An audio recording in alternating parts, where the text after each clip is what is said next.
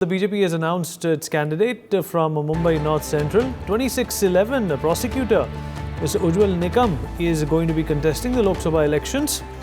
Former Special Public Prosecutor Ujjwal Nikam will be contesting the Lok Sabha election from the Mumbai North Central constituency against Congress's Varsha Gaikwad. The BJP, of course, decided to drop the sitting MP Poonam Mahajan. And this is breaking news coming in at this point in time. Ujjwal Nikam, somebody who is famous from the 2611 trial, is the pick for the Bharatiya Janata Party.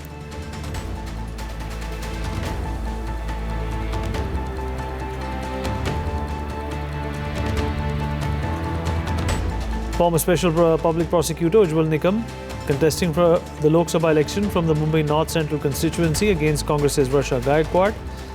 Poonam Mahajan, the sitting member of parliament, has been dropped. Mr. Ujjwal has had a long and illustrious career as a lawyer. He's been associated with many high-profile cases, including the 1993 Bombay blasts, the Gulshan Kumar murder case, the Pramod Mahajan murder case, and 2008 Mumbai attacks. He was also the special public prosecutor in the 2013 Mumbai gang rape case. He was awarded the Padma Shri in 2016. Vikas, my colleague, is joining us on the broadcast. Vikas, अगर आप मेरी आवाज़ सुन पा रहे हैं?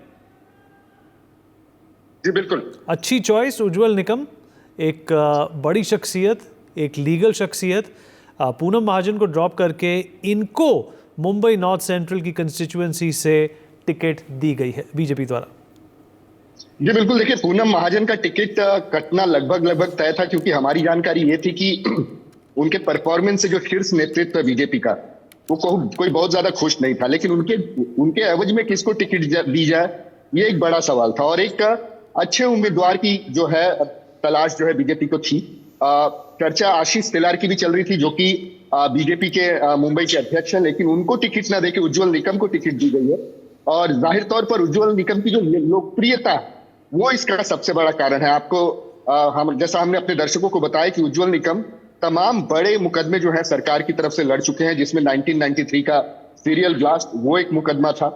इसके अलावा जो 26/11 के टेररिस्ट अटैक हुए थे मुंबई पे, जिसमें कसाब को फांसी पे चढ़ाया गया था, वो भी उज्जवल निकम की मेहनत थी.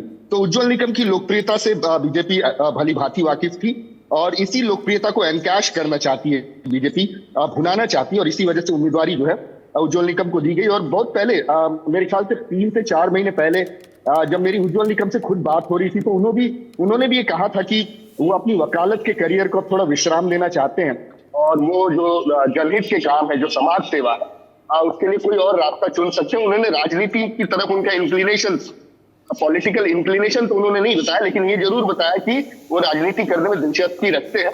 तो उसी समय हमें ऐसा लगा कि आने वाले दिनों उज्जवल निकम जो राजनीति में आ सकते हैं. विकास, हमारे साथ जुड़ने के लिए, इस जानकारी के लिए आपका शुक्रिया.